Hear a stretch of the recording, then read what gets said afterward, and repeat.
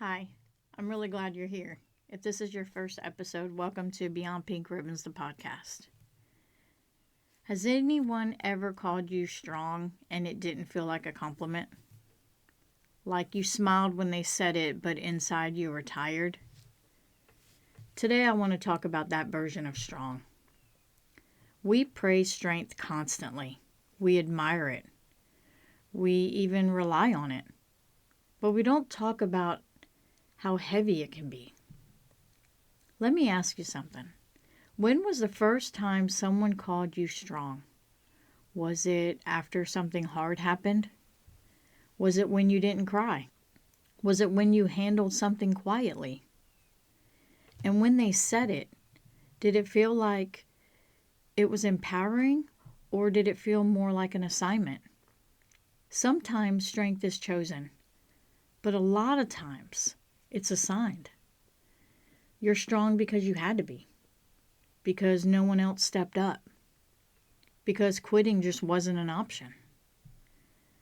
Maybe there were kids watching, or there just wasn't time to fall apart.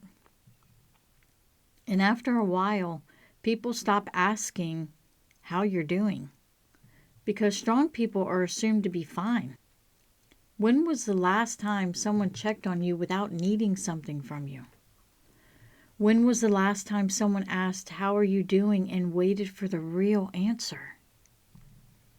Or have you become the one people go to, but no one thinks to protect? Who are you being strong for? Your children? Siblings? Maybe your parents?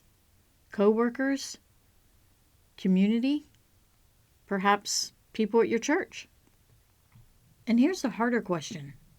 Who are you allowed to be when you're not holding everyone else up? There's a version of strength that looks calm on the outside and completely depleted on the inside.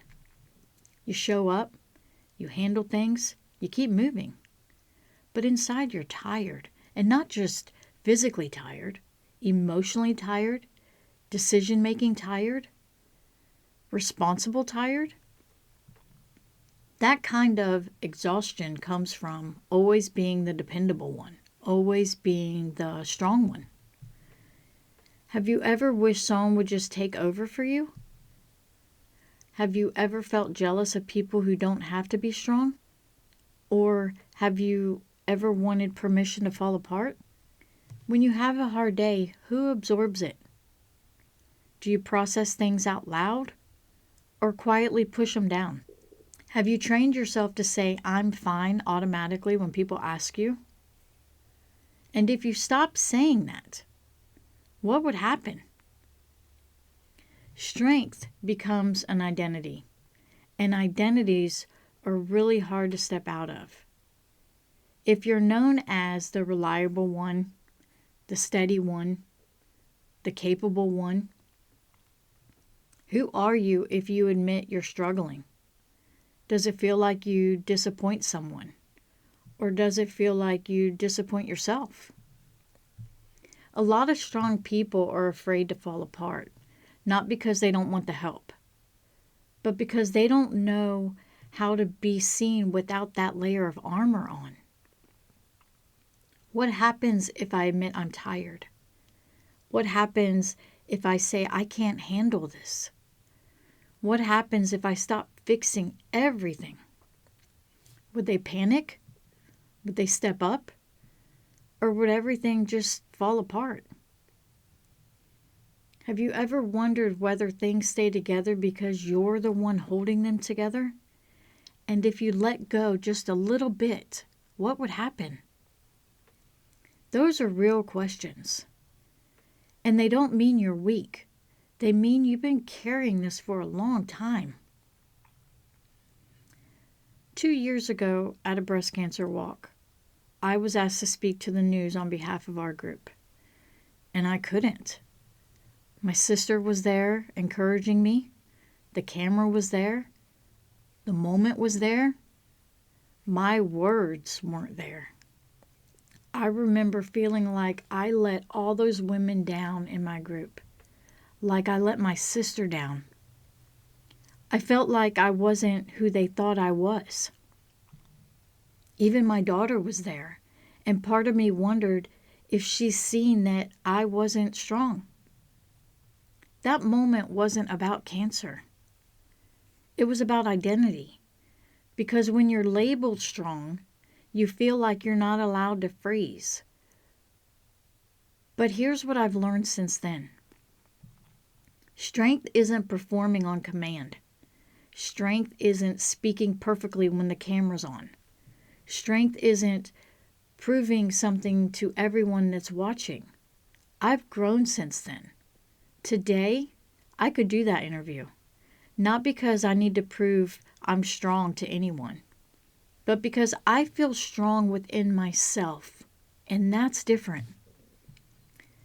2 years ago, I still needed to prove I was strong.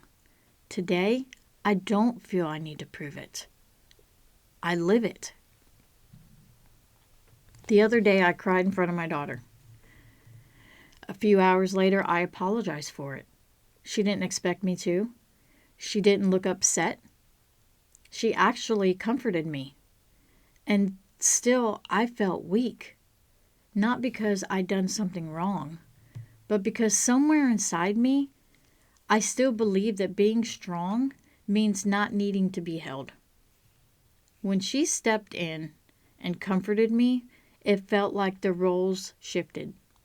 Like I'm supposed to be the strong one, the safe one, the unshakable one. And when I wasn't, I felt like I failed. But why? Why do we apologize for being human? Why does being comforted feel like weakness? What are we teaching our children about strength if they only ever see us composed? She didn't see a weak mother. She's seen a real one. She's seen one feel something and stay in that moment. Maybe strength isn't never crying. Maybe strength is crying and not running from it. Maybe strength is letting your child see that emotions don't break you. They move through you. I didn't fall apart. I didn't disappear. And I didn't stop being her mom. I was just human. And maybe that's a version of strong I'm still learning to accept. Maybe my kids don't need a superhero. Maybe they need a mom who feels and recovers. Maybe strength is modeling regulation, not perfection. I want to talk about strength versus survival because there's a difference between the two. Survival is reactive. It's immediate, urgent. Strength is intentional. But when you've been surviving for so long, everything feels like effort. Rest feels unfamiliar. Softness feels unsafe. Slowing down feels irresponsible. Have you ever tried to rest and felt anxious instead? Have you ever sat down and immediately started thinking about what still needs to be done?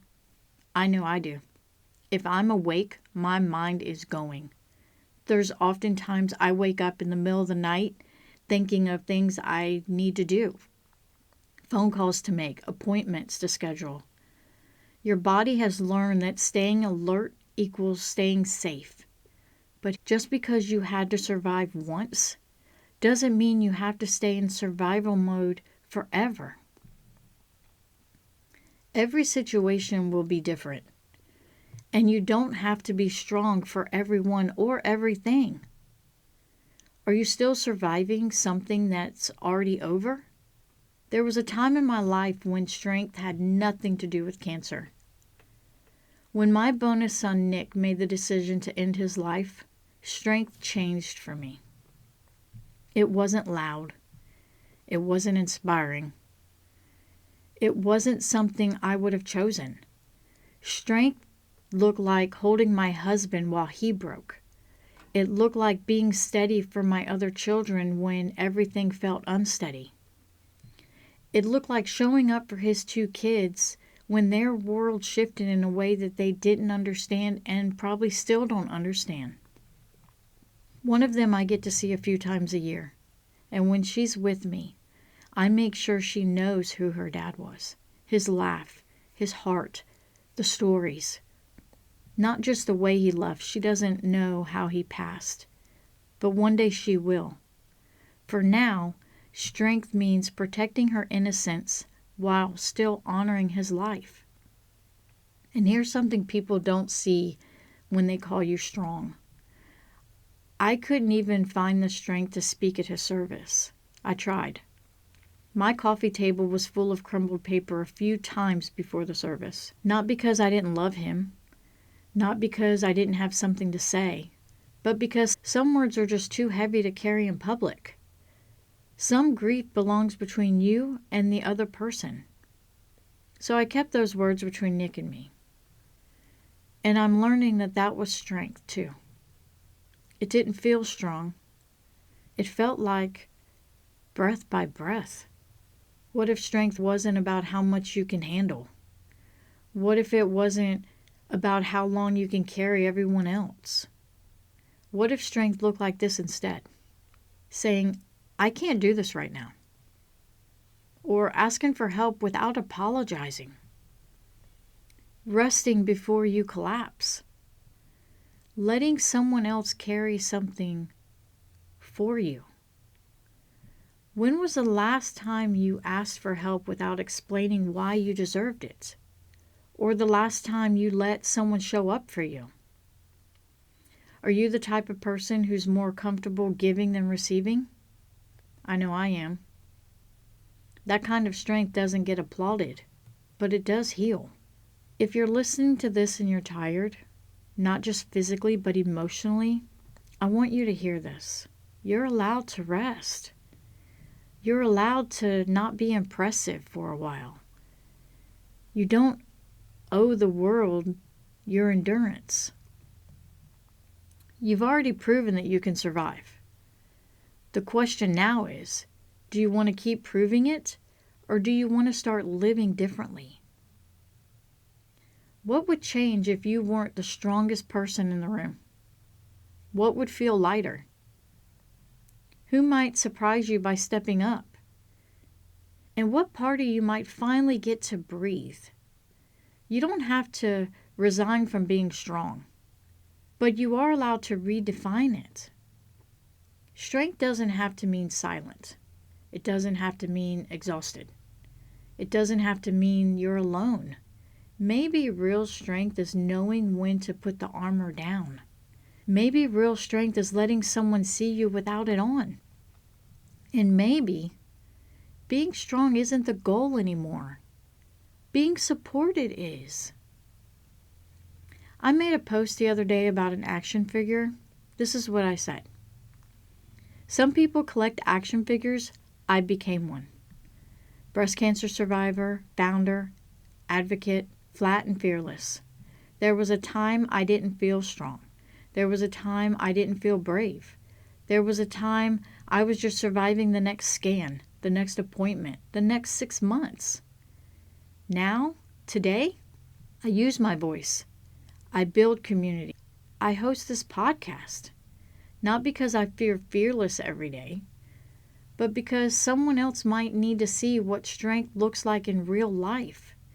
This isn't about perfection. It's about persistence. Still standing. Still fighting. Still showing up. And when I wrote that, I felt it. I'm not always the strong one. I have those moments. Those moments where I cry in the shower or scream in my she shed. Like I mentioned before, I just don't stay there long. I realize how short time is now, and I want to be strong for me and then for others. None of us are on the same level of strength, and for me, while I do have those moments, they're different than your reasons. Some women who went through breast cancer and decided to be flat hate it, and I can't relate to that. However, I can understand and empathize with them, because some decisions that we have to make, we just can't know how we're going to feel until after it happens. Like being flat. There's only one way to know, and unfortunately, it's too late. I personally love it, but I see so many posts where others just can't function with the decision that they made. When I think about the word strong, it doesn't look like a title anymore. It doesn't look like the camera I couldn't face, the speech I couldn't give. It doesn't look like never crying in front of my daughter. It doesn't look like holding everything together without shaking. It looks like staying. It looks like growth. It looks like learning that I don't have to perform strength to deserve respect. It looks like grief that didn't destroy me. It looks like a mother who cries and still leads. It looks like freezing and then trying again later. It looks like protecting a child's innocence while carrying my own heartbreak. Strong used to feel like pressure. Now it feels like permission. Permission to rest. Permission to soften. Permission to ask for help. Permission to not have the words sometimes. If you are the strong one, the dependable one, the one everyone leans on, I hope you hear this. You don't lose your strength when you let someone hold you. You don't lose your strength when you cry. You don't lose your strength when you say, I can't today.